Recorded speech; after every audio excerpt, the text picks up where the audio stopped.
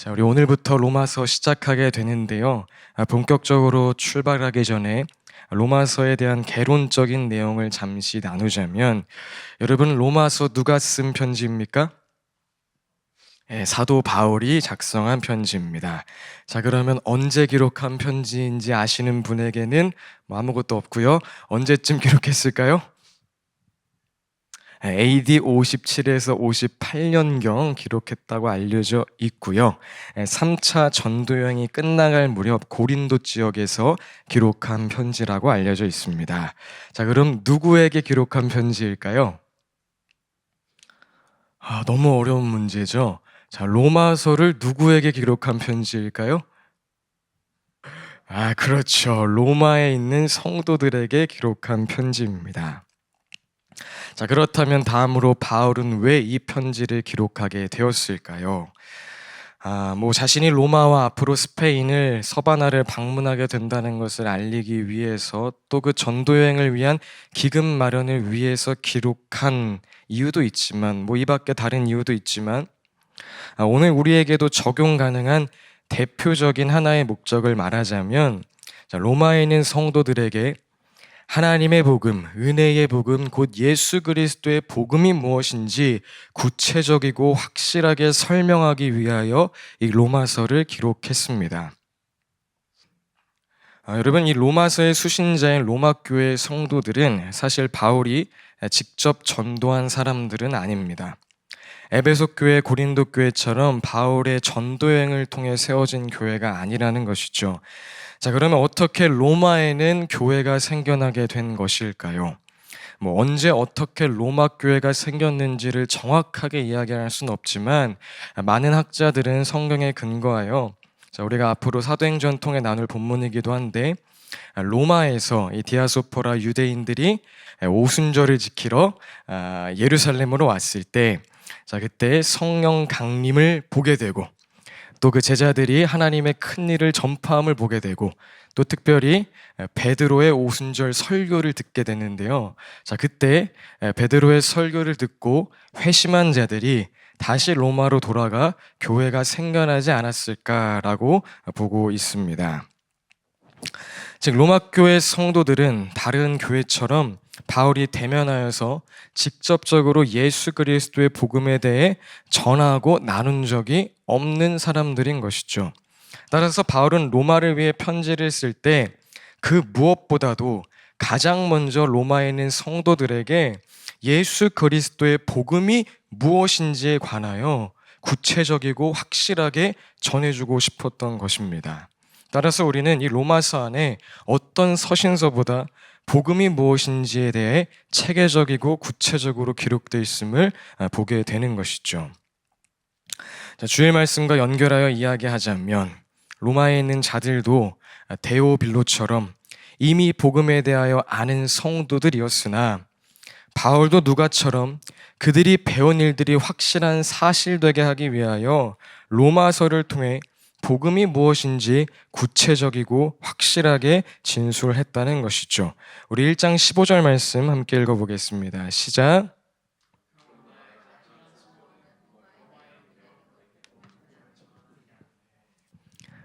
복음을 전하는 것이다. 자, 그리고 바울의 이 마음은, 바울을 통해 나타내신 이 하나님의 마음은 로마에 있는 성도들뿐만 아니라 수많은 믿음의 사람들을, 복음을 이미 알고 있던 수많은 믿음의 선진들을 각성케 했음을 우리는 또한 듣게 됩니다. 로마서 13장 14절의 말씀은 정말 죄에서의 자유함을 갈망하던 어거스틴에게 큰 빛이 되어 주었고요.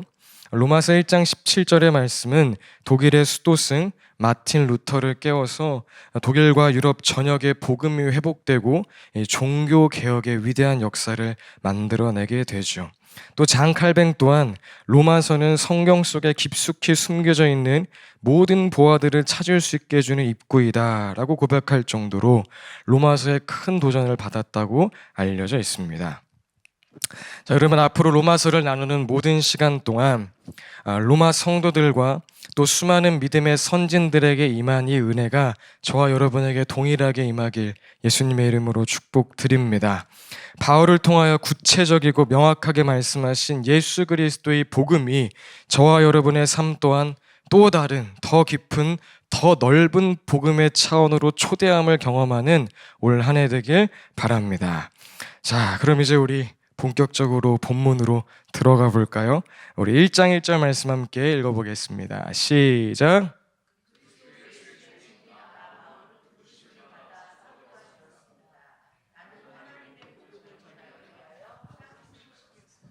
여러분 바울은 원래 어떤 사람이었습니까? 맞아요. 여러분들이 아시는 바와 같이 다메섹 도상에서 예수님을 만나기 전까지는 예수님 믿는 사람들을 잡아서 죽이는 그런 사람이었죠. 자, 그런데 그랬던 바울이 예수님을 만나자, 복음을 만나자 지금 자신에 대해서 무엇이라 소개하고 있는 겁니까? 예수님의 종이라고 이야기하죠. 예수님의 종인 나 바울은 이제 예수님이 가라 하면 가고 서라 하면 서고 예수님이 선하다 하면 선하고 악하다 하면 악하다, 그것을 받아들이는 종이 되었다고 말하는 것입니다. 자, 그리고 또한 로마서 1장에서 바울은 예수의 종으로서 예수님께 이제 내가 부여받은 사명이 있음 또한 분명하게 말하고 있죠. 자, 그것이 무엇입니까? 바울이 받은 사명은 하나님의 복음, 곧 예수 그리스도를 증언하는 것이었습니다. 1절 이렇게 말하죠. 나는 하나님의 복음을 전하기 위하여 따로 세우심을 받았습니다. 2절 이렇게 말합니다. 이 복음은 하나님께서 예언자들을 통하여 성경에 미리 약속하신 것으로 그의 아들을 두고 하신 말씀입니다. 4절 그는 곧 우리 주 예수 그리스도이십니다. 네. 하나님이 나를 세우심은 복음 그 자체이신 예수 그리스도를 증언하게 하기 위하여 나를 세우셨고 그것이 곧 나의 사명이라는 것을 분명하게 말하고 있는 것이죠. 돈 많이 벌게 해주는 예수, 내 소원 들어주는 예수, 내 경험으로 해석한 예수, 내 문화와 가치관으로 바라본 예수가 아니라 성경이 예언하고 증언한 그 예수 그리스도가 그 자체가 복음임을 전파하는 사명이 바울에게 주어졌음을 시인하고 있다는 것입니다. 자, 그리고 더 나아가 바울은 예수의 종인 자신에게 주어진 그 사명은 복음을 전달하는 것에서 그치는 것이 아니라 복음을 듣는 자가 그렇게 살게 하는 데까지 있음을 또한 말하는 것을 확인할 수 있습니다. 우리 5절 말씀 함께 읽어보겠습니다. 시작.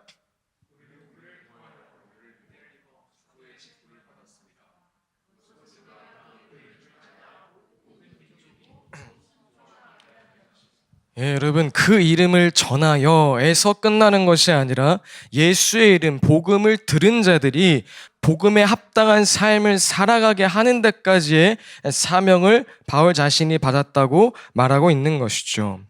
자, 예수님께서 부활 승천하시면서 마태복음 28장에서 단순히 그냥 땅끝까지 복음 전해라 말씀하신 것이 아니라 가서 제자를 삼고 침례를 주고 내가 너에게 분부한 모든 것을 가르쳐 지키게 하라 말씀하셨던 그대로 예수 그리스도의 종된 바울은 복음을 전할 뿐 아니라 가르쳐 지키게 하는 것, 그것이 자신이 받은 사명임을 명확하게 진술하고 있는 것입니다.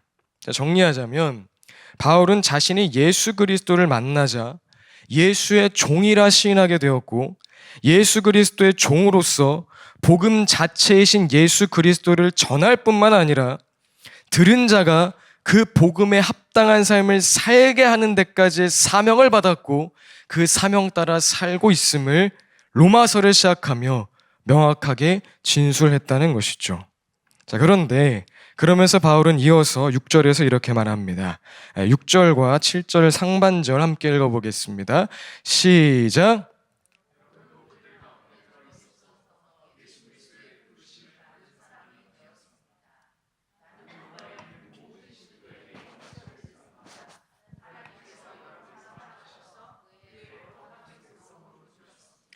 네, 여러분 예수 그리스도를 만나 예수의 부르심을 받아 내가 이런 사명을 따라 살고 있음을 시인한 후에 당신도 이제 복음 자체이신 예수 그리스도의 부름받은 사람입니다. 성도입니다. 거룩한 백성입니다. 라고 말하고 있는 것이죠. 자, 그렇다면 이 말이 의미하는 것이 무엇이겠습니까? 예수 그리스도의 종으로 예수 그 복음을 전하며 복음에 합당한 삶까지 이어지게 하는 것은 바울만의 이야기가 아니라 이제 부름받은 모든 사람들의 이야기, 곧 저와 여러분의 이야기가 되어야 한다는 것입니다.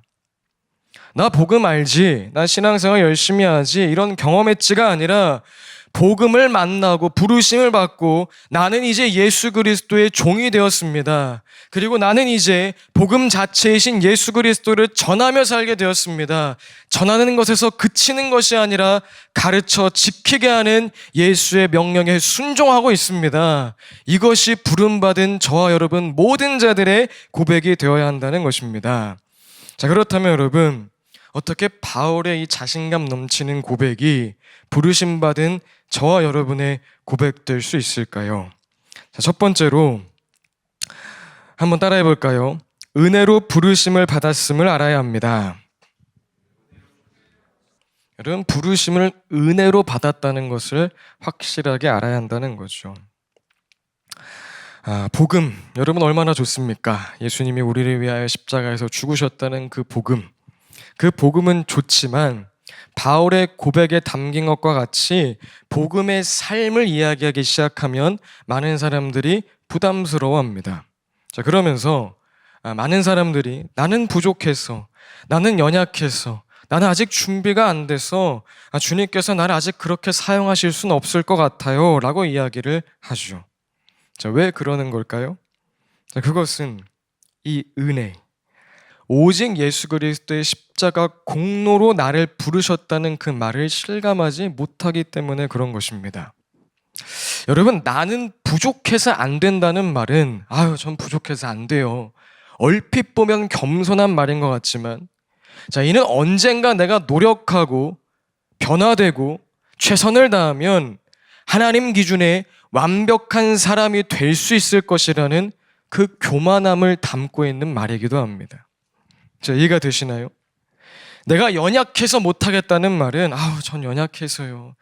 이 말은 얼핏 들으면 겸손한 생각 같지만 이는 언젠가 내가 최선을 다하고 내 마음 수련을 하고 나의 성품과 성향이 좋아지면 하나님이 쓰실 만큼 강해질 수 있다는 오만한 착각입니다. 여러분, 하나님께서 조건 보고 우리 부르셨다면 부름받을 사람 아무도 없습니다. 수준 보고 뽑으셨다면 그 기준에 부합한 사람 아무도 없습니다. 오직 무엇으로 부르셨죠? 은혜로 부르셨습니다. 예수님이 십자가에서 모든 값을 지불하셨기 때문에 공짜로 값없이 우리를 부르셨다는 말입니다.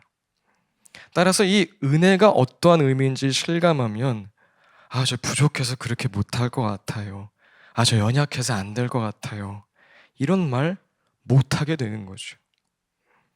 주님, 나 부족하고 연약하고 그렇게 살 수 있는 가망성 하나 없음에도 불구하고 오직 은혜로 부르심을 압니다. 그럼 어차피 그 이야기는 누가 하겠다는 거예요? 주님께서 하시겠다는 말이니 주님, 그렇게 사용하여 주옵소서. 은혜를 경험한 자는, 부르심은 은혜다라는 말을 아는 자는 못하겠다는 말 대신 이렇게 고백하게 된다는 것입니다.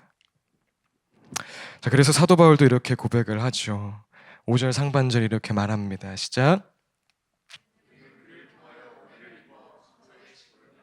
한 번 더 읽어볼까요? 시작.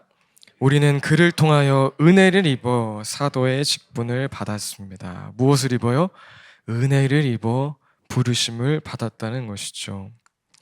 여러분, 은혜를 통해 오늘 이 자리에 있다는 진리가 우리에게 확실한 사실이 되어서 이제 더 이상 십자가에서 다 이루신 테텔레스타이 다 이루신 그 예수님 앞에 저 이거 부족해서 안 되겠는데요, 이게 준비가 안 됐는데요 라고 말하는 것이 아니라 주님, 은혜로 부르셨으니 나도 복음에 합당한 삶 살겠습니다.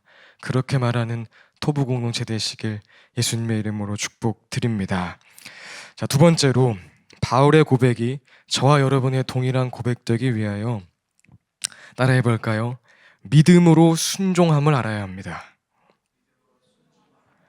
순종은 믿음으로 한다는 것을 우리가 알아야 한다는 것이죠. 5절 하반전 이렇게 기록합니다. 함께 읽어볼까요? 시작.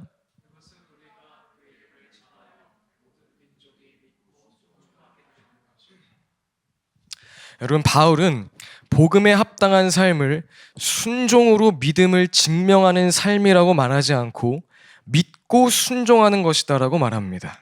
다시 한번요.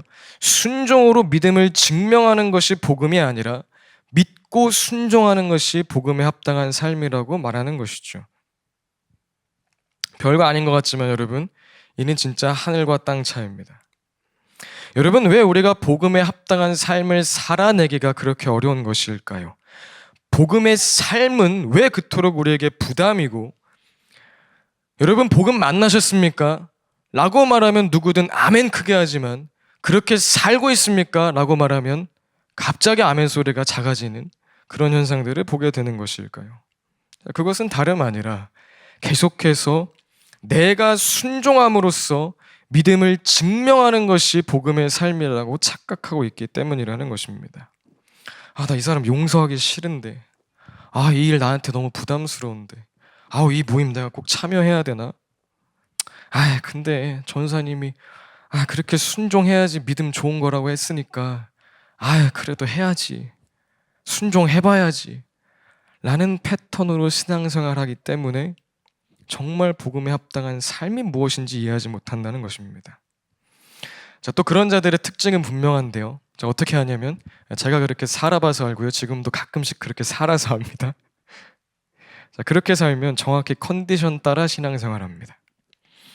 자, 오늘 컨디션 좋으면 순종했다가 내일 컨디션 꿀꿀하면 순종 안 합니다. 또 자신의 수준 이상의 순종은 못합니다. 어떤 한 영역에서 내가 순종했던 경험을 자랑하곤 하지만 그건 내가 할 수 있었으니까 했던 것이고, 다른 영역의 순종을 명하시면 아까 앞서 말한 것처럼 저는 부족했어요, 저는 연약했어요, 또 그것을 반복합니다. 겸손을 가장한 불순종을 하게 된다는 거죠. 자, 그런데 여러분, 바울이 말하는 순종이 무엇입니까? 순종으로 믿음을 증명해야 한다는 이 패러다임 속에 사는 것이 아니라 먼저 믿음을 확인하면 순종은 되어진다는 것입니다.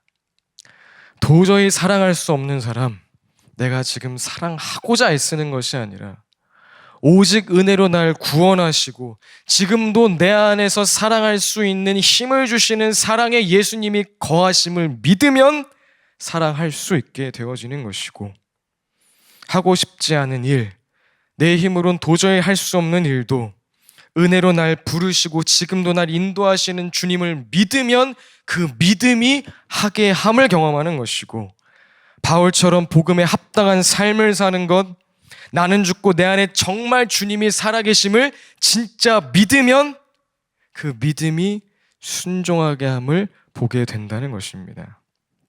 사랑하는 여러분, 나의 수준, 나의 상황, 나의 컨디션, 나의 부족함, 나의 연약함, 나의 죄를 바라보는 것이 아니라 오직 은혜로 날 구원하신 예수 그리스도를 바라보는 그 믿음이, 그 주님이 내 안에 살아 계시는구나를 믿는 믿음이 우리 공동체 안에 선명해지길 예수님의 이름으로 축복드립니다. 이 믿음을 통하여 복음에 합당한 삶, 순종이 쉬워지는 역사가 이루어지길 원합니다. 말씀을 정리합니다. 바울이 살아온 그 모든 삶은 서신서를 읽고 듣는 모든 자들에게 부담이 되었을 것입니다. 저와 여러분이 느끼듯이 나도 복음 아는데, 나도 예수님 아는데, 난 왜 바울처럼 저렇게 못 살지? 라는 그 좌절감을 주기도 했을 것입니다. 자, 그런데 바울은 이를 예상한 것처럼 마치 알고 있었다는 듯이 모든 서신서에서 복음에 합당한 삶을 살아간 자신을 자랑하는 것이 아니라, 어떤 방법론을 제시하는 것이 아니라, 언제나 내가 이렇게 살 수 있었던 것, 그것은 은혜였어, 믿음이었어 라고 강력하게 주장함을 우리는 발견하게 됩니다. 그리고 특별히 로마서는 바울 자신을 그렇게 살게 만든 십자가의 은혜가 무엇인지, 그 은혜를 붙드는 믿음이 무엇인지에 대하여서 그 어떤 서신서보다 강력하게 우리에게 말해주고 있는 책이죠. 자, 그래서 아마 이 서신서를 제대로 읽은 모든 사람들은 서두에서 우리가 느끼는 감정처럼 어떻게 바울처럼 살아, 어떻게 사도들처럼 살아 생각했을지라도 바울이 전한 그 은혜가 무엇인지, 믿음이 무엇인지 읽게 되자 로마서를 덮을 때쯤에는 바울처럼 사는 거? 가능하네. 뭐 그거 별거 아니네. 십자가 은혜가 바울로 그렇게 살게 했고 그 믿음이 바울로 이렇게 일하게 만들었구나. 그 자신감을 얻게 되었으리라 생각을 합니다. 사랑하는 여러분, 나를 바라보는 것이 아니라 주의 은혜를 바라보고 순종으로 믿음을 증명하고자 하는 것이 아니라 그 은혜를 믿음으로 말미암아 순종이 되어지는 역사가 교회 공동체 가운데 임하길 축복드립니다.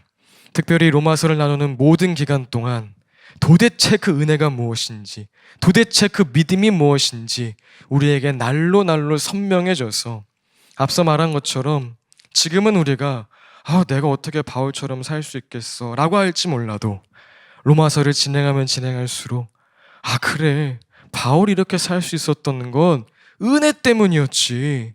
그리고 그 은혜가 지금 나에게도 있네. 바울이 이렇게 살았던 거 믿음 때문이었지. 그 믿음 나에게도 있네. 그럼 나도 그렇게 살 수 있는 거구나. 바울이 위대해서가 아니라 바울이 붙잡은 은혜가 위대했기 때문이고, 바울이 위대해서가 아니라 바울이 믿은 예수 그리스도가 위대했기 때문이구나. 이 분명한 복음이 저와 여러분의 삶 가운데 더하여지길 예수님의 이름으로 축복드립니다.